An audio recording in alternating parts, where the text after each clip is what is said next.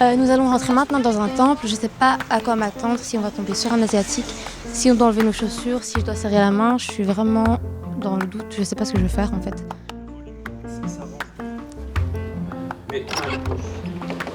Bonjour.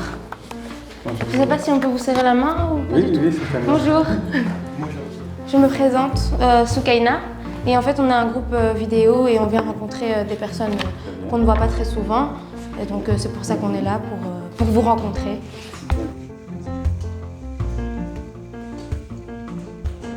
Est-ce que vous êtes né bouddhiste? Enfin, ou est-ce que c'est vous qui l'avez choisi par après? Oui, je ne suis pas né bouddhiste.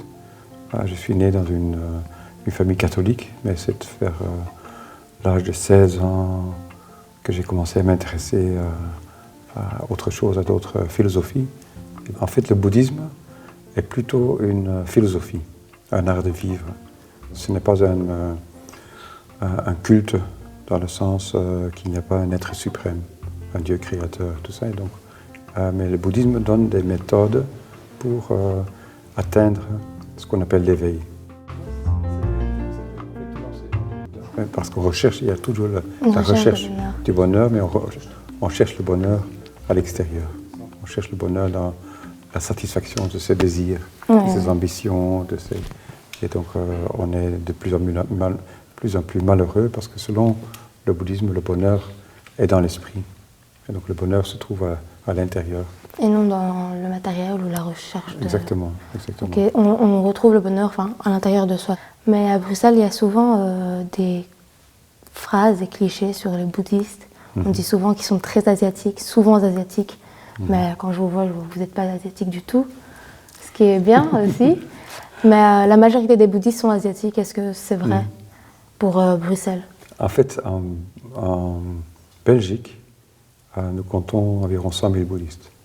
Et la grande majorité sont des Belges ou des gens qui sont nés ici, qui sont européens. Il y a des Asiatiques aussi. Mais les Asiatiques sont la minorité.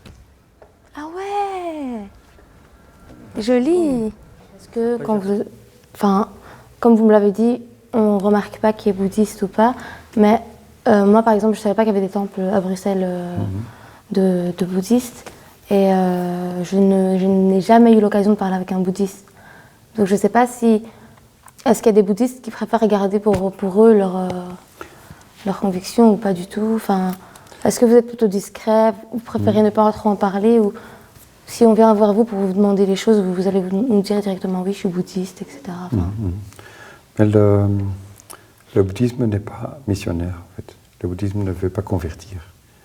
Il est conseillé de ne pas pousser les autres à devenir bouddhistes, mais quand quelqu'un veut sincèrement apprendre ce qu'enseigne le Bouddha, on doit pouvoir lui donner. Donc il y a les temples, le temple qui est ici depuis l'année prochaine sera 40 ans.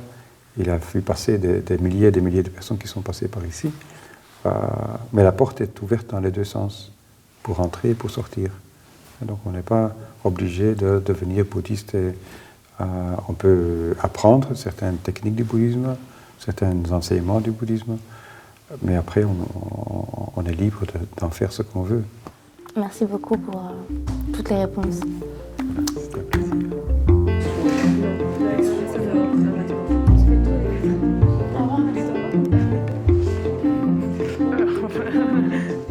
Voilà, on vient de sortir du temple bouddhiste et on a pu rencontrer donc un bouddhiste. On s'attendait à voir une personne asiatique et avec un crâne rasé. Et finalement, on est tombé sur un monsieur belge avec des cheveux et qui n'était pas asiatique.